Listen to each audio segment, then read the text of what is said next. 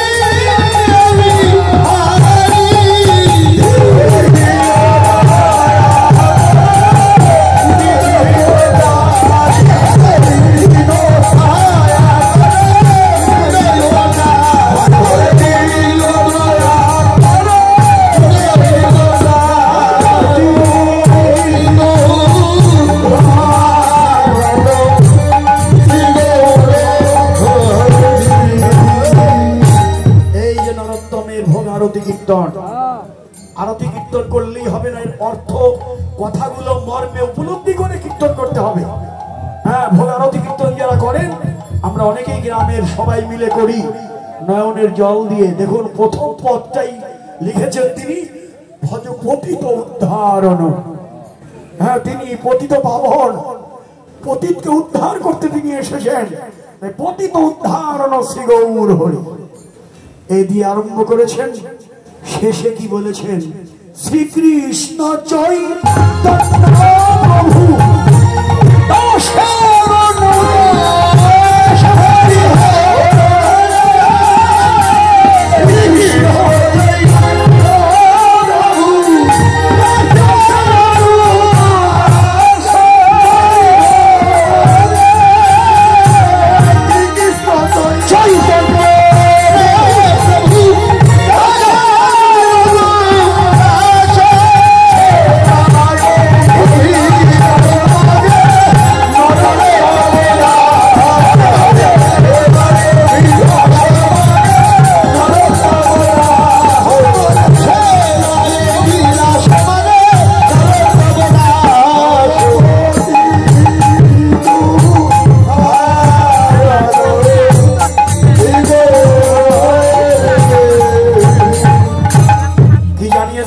নরোত্তম ঠাকুর শেষের পায়ারে তার পরিচয় দিয়ে গেলেন যে শ্রীকৃষ্ণ চৈতন্য প্রভু দাসের অনুদাস।